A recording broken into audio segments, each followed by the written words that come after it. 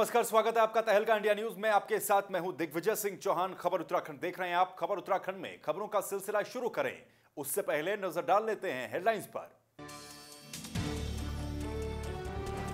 Bharat Pakistan border पर तनाव के चलते उत्तराखंड में भी हाई अलर्ट जारी। डीजी अशोक कुमार बोले, पुलिस प्रशासन पूरी तरह से सतर्क, चेकिंग और सत्यापन अभियान किया गया तेज।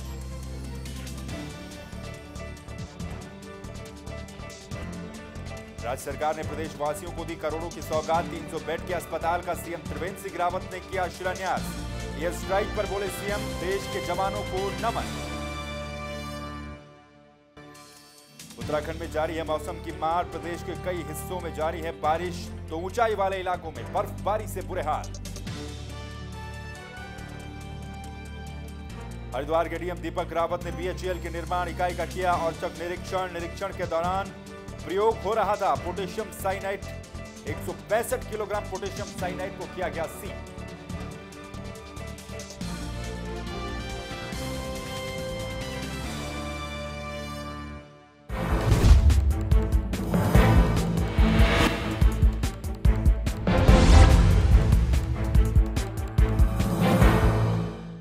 एक तरफ भारत पाकिस्तान बॉर्डर पर तनाव का माहौल देखने को मिल रहा है। बेहद तनातनी के बीच और बेहद तनाव के माहौल के बीच देश भर के कई जगहों पर अलर्ट जारी किया गया है। इसी सिलसिले में आपको जानकारी दे दें कि उत्तराखंड में भी हाई अलर्ट जारी किया गया है। उत्तराखंड के डीजी अशोक कुमार ने इस बात की जानकारी दी है।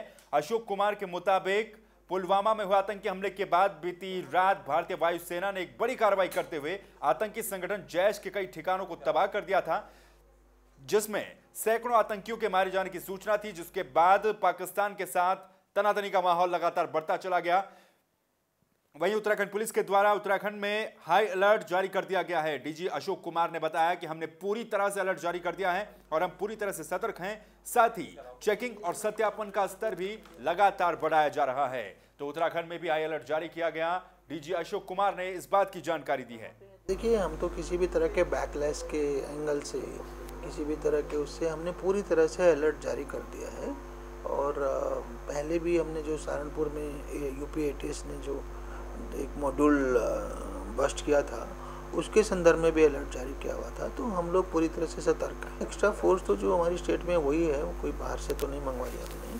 और सतर्कता जितने भी एंगल से बरती जा सकती है वो बरती जा रही है। मैंने बताया ना कि भाई जो जिस तरह से हम लोग चेकिंग, फ्रिस्किंग और वो सब करते हैं, सत्यापन, वो सब का लेवल बढ़ा दिया गया है बहुत ज़्यादा।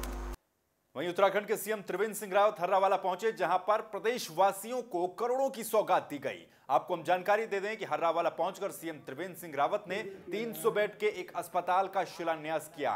यह शिलान्यास प्रदेश को समर्पित कर दिया गया है और इससे लोगों को जरूर सहूलियत होगी, ऐसा सीएम त्रिवेंद्र सिंह रावत का कहना भी था। इसके साथ ही यहां पर विभिन्न योजनाओं का लोकार्पण और शिलान्यास भी किया गया। साथ ही आपको यह भी बता दें कि सीएम त्रिवेंद्र सिंह रावत के साथ साथ इस कार्यक्रम में कैबिनेट मंत्री सतपाल महाराज, पूर्व सीएम और हरिद्वार से सांसद डॉक्टर रमेश पोखरियाल निशंक समेत कई बड़े अधिकारी भी मौजूद रहे। साथ ही इस दौरान सीएम त्रिवेंद्र सिंह रावत ने एयर स्ट्राइक पर बोलते हुए भी कहा कि देश की सेना ने एक बार फिर से दिखा दिया कि हमारी शक्ति क्या है। इन जाबाजों को, इन जवानों को नमन किया जाना चाहिए। तो सीएम त्रिवेंद्र सिंह रावत हर्रावाला पहुंचे थे, जहां पर इस कार्यक्रम में प्रदेश को करोड़ों की सौगात दी गई। लगभग 540 करोड़ की परियोजनाओं का यहां पर आज शिलान्यास किया गया, जिनमें पर्यटन से जुड़ी हुई कुछ योजनाएं हैं। देहरादून की स्मार्ट लगभग 540 करोड़ की किया गया है परियोजनाओं का यहाँ पर आज जहाँ पर हम खड़े हैं शिलान्यास यहाँ पर एक मल्टी स्पेशलिटी हॉस्पिटल पर्यटन से जुड़ी हुई कुछ योजनाएं हैं। जच्चा बच्चा के लिए होगा। देहरादून की स्मार्ट कैंसर का भी यहाँ पर आज पर सुविधा शिलान्यास किया गया है, उसका भी आज यहाँ पर शिलान्यास किया गया है। यहाँ पर हम खड़े हैं, मैं समझता हूँ यहाँ पर एक मल्टी स्पेशलिटी हॉस्पिटल जो हमारा विशेष काम करने का तरीका है, जो हम चाहते हैं कि और विकास से मुद्दा बनना यहाँ पर सुविधा होगी। किसी भी सरकार का भी आज यहाँ पर शिलान्यास किया गया है। परीक्षण ये विकास के आधार पर होना चाहिए। और वहीं उत्तराखंड में मौसम के बदले हुए मिजाज के बाद प्रदेश भर में लगातार कई जगहों पर बर्फबारी जारी है, तो कई जगहों पर बारिश और ओले भी गिर रहे हैं। आपको दो तस्वीरें दिखाते हैं। इन दो तस्वीरों में आप देखिए किस तरह से प्रदेश में बर्फबारी हुई है। उत्तरकाशी और चमोली की दो तस्वीरें हैं, जहां पर बर्फबारी लगातार जारी है। ऊंचाई वाले इलाकों में बर्फ पड़ने से लोगों की मुश्किलें बढ़ चुकी हैं। काफी ज्यादा ठंड इस दौरान यहां पर बढ़ गई है। इसके साथ ही आम जनजीवन जो होता है वो भी यहां पर अस्त व्यस्त होता हुआ नजर आ रहा है।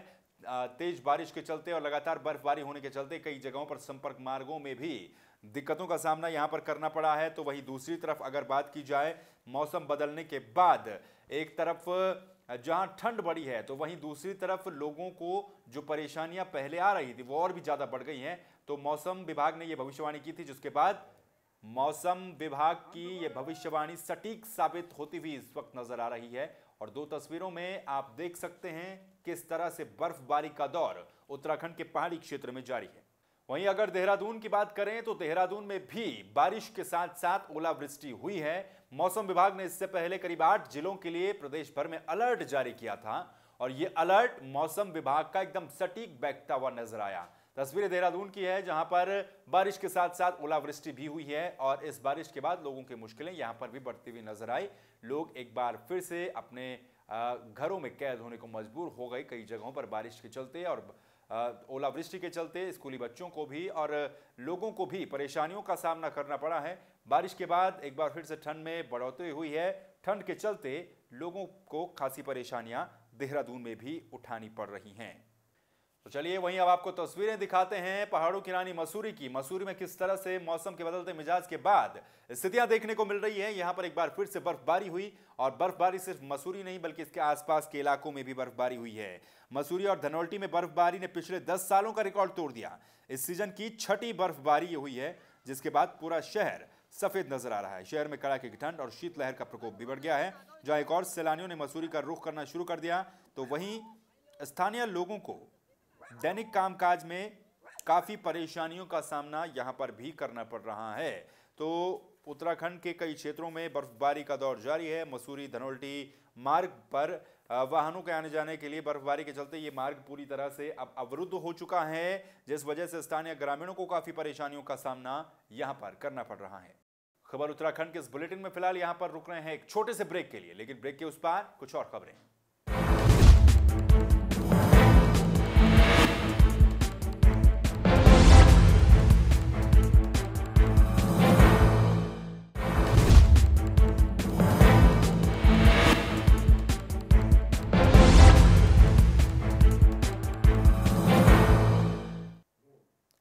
ब्रेक के बाद एक बार फिर से आपका स्वागत है। खबर उत्तराखंड देख रहे हैं आप। अगली खबर का रुख करते हैं। देहरादून में युवा शक्ति संगठन ने प्रदेश के तमाम मुद्दों को लेकर एक मार्च निकाला। इस दौरान युवाओं के द्वारा ये मांग की गई कि प्रदेश की स्थायी राजधानी गैरसैंण बने, साथ ही प्रदेश में पलायन किस तरह से रोका जाए, रोजगार किस तरह से दिया जाए, इस पर सरकार को फोकस करना चाहिए। उनसे बातचीत की हमारे उत्तराखंड स्टेट हेड वकील अहमद ने। सुनिए। उत्तराखंड बने लगभग 2 दशक होने को जा रहे हैं। जो सपनों का उत्तराखंड यहाँ के युवाओं ने, यहाँ की जनता ने देखा था, वो एक तस्वीर साफ तौर से दिखाई दे रही है। सबसे पहले इस बोर्ड की तरफ आना चाहूँगा। उत्तराखंड राज्य बनने के बाद क्या मिला? बेरोजगारी, पलायन, बीमार अस्पताल, स्कूल बदहाल। अब दूसरे बोर्ड की अगर हम बात करें, उत्तराखंड का हाल बेहाल, बदहाल स्कूल, बीमार अस्पताल। एक उम्मीदें थी कि हाँ अपना उत्तराखंड होगा और जितनी कुर्बानियाँ यहाँ के युवाओं ने, यहाँ की जनता ने, यहाँ के महिलाओं ने दी है, एक अपने आप में एक मिसाल है। कुछ युवा मेरे साथ ही मौजूद हैं, मैं यहाँ इन्हीं से बात करता हूँ। आज आप कहाँ से आए हैं और क्या आपके गांव की या अपने ज़िले की क्या हालात हैं? उत्तराखंड बनने 2 दशक पूरे होने को जा रहे हैं और क्या सपने देखे थे, कितने पूरे हुए या चकनाचूर हो गए?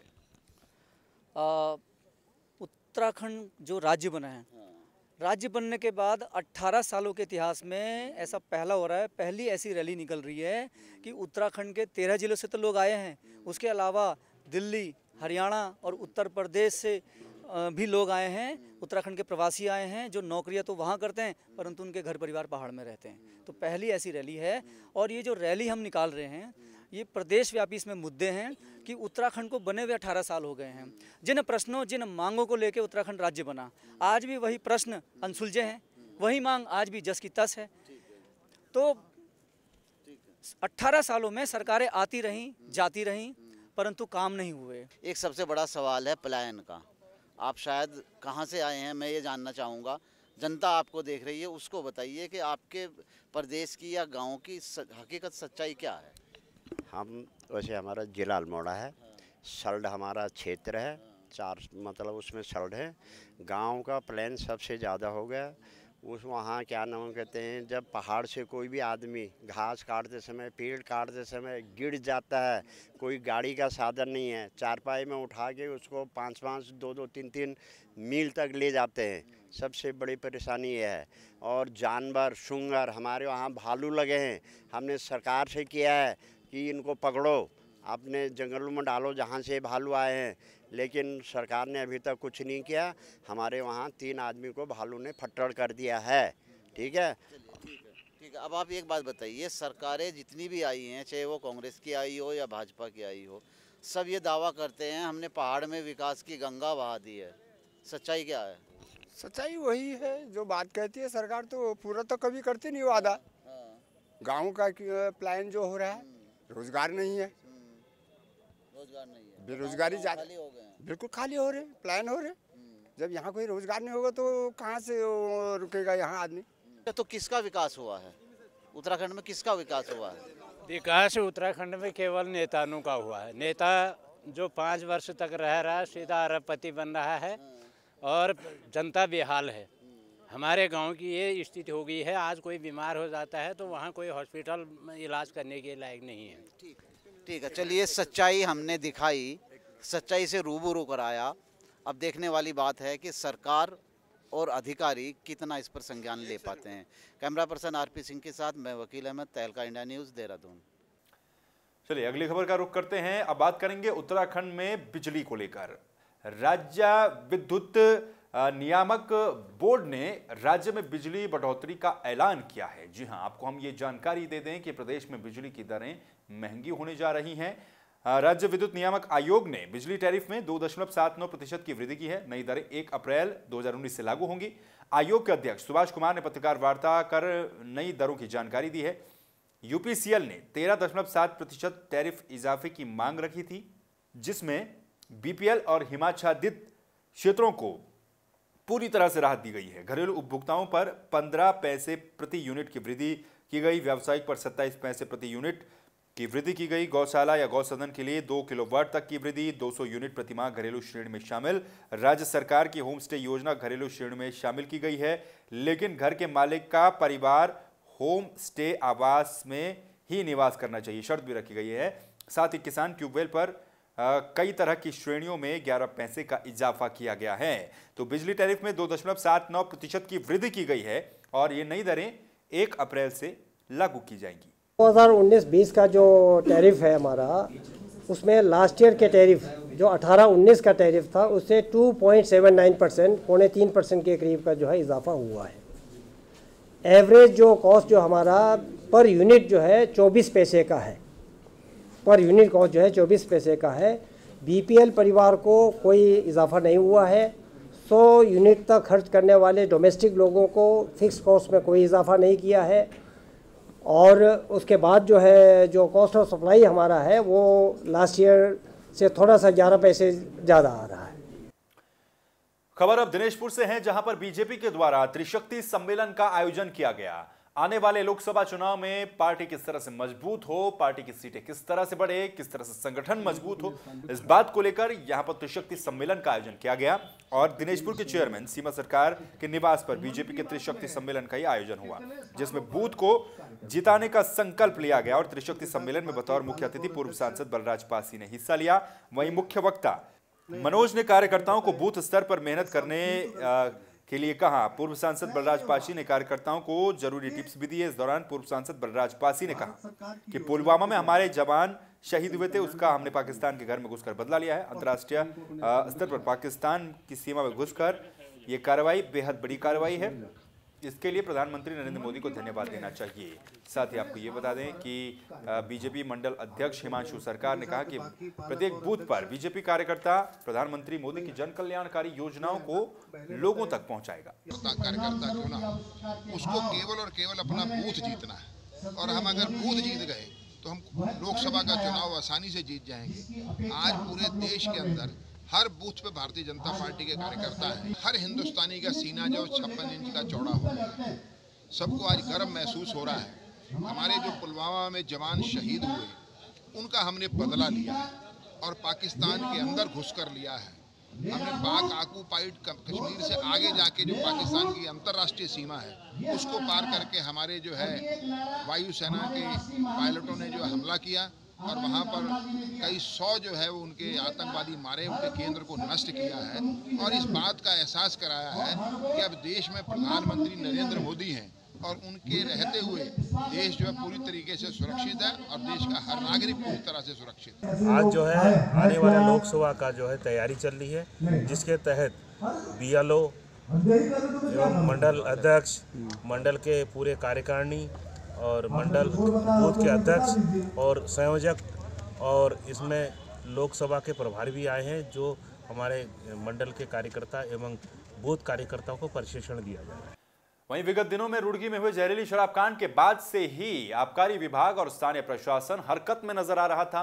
अलग अलग जगहों पर अवैध शराब को लेकर या फिर जहरीली शराब को लेकर लगातार कार्रवाई की जा रही थी और ये कार्रवाई अभी भी जारी है। आपको हम जानकारी दे दें कि कई और लोगों को इस मामले में गिरफ्तार किया गया है। इस दौरान थाना अध्यक्ष दिनेश फर्त्याल ने बताया कि किसी भी सूरत पर क्षेत्र के अंदर कच्ची शराब की बिक्री नहीं होने दी जाएगी। उन्होंने कहा कि काफी लंबे समय से खटोला निवासी देवो अवैध शराब की बिक्री में वांछित चल रहा था, जिसको पुलिस ने गिरफ्तार करके अब जेल भेज दिया है। तो इस मामले पर कई और लोगों को भी गिरफ्तार किया जा रहा है। अवैध रूप से कच्ची शराब बनाने वालों पर छापेमारी की जा रही है। ये राशि है खटोला नंबर 1 के प्रकाश और देवू, ये दारू कारोबारी हैं, दारू बेचते हैं जो इन्होंने मुझे परेशान कर रखा है। क्यों? इनके घर की तरफ से मतलब पहले मैं वहाँ पे इनका कूड़ा कचरा फेंकने का था, अब मैं वहाँ पे आ गई हूँ, मैंने मकान बना लिया वहाँ पे। इनको असुविधा हो रही है मतलब वहाँ पे रहने में और ये मुझे इतना परेशान कर रहे हैं कि मेरे बच्चे को तब बोल रहे हैं कि इसको मारने की धमकी दे रहे। पिछली बार इन्होंने मुझे मारा भी है, मेरा गेट तोड़ा है।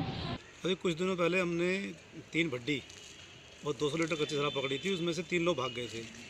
उसमें एक गुरदीप देवू था, तो उसको हाथ पकड़ के जेल भेजा जा रहा है। 2 अभी उसमें और वांटेड हैं, उन्हें गिरफ्तारी के प्रयास किए जा रहे हैं। आस पास में रहते हैं लोग, काफ़ी महिलाओं का आपस में इनका विवाद है, तो दोनों की खसोले कार्रवाई की गई है। दोनों को बाउंड डाउन कराया जाएगा, कोई भी झगड़ा करेगा उसके विरुद्ध कार्रवाई की जाएगी।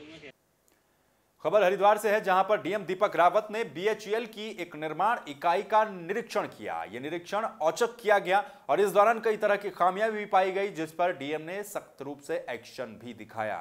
आपको हम जानकारी दे दें कि निरीक्षण में इलेक्ट्रोप्लेटिंग में पोटेशियम साइनाइड का प्रयोग होता हुआ पाया गया। प्लांट में 165 किलोग्राम पोटेशियम भी मौके पर पाया गया।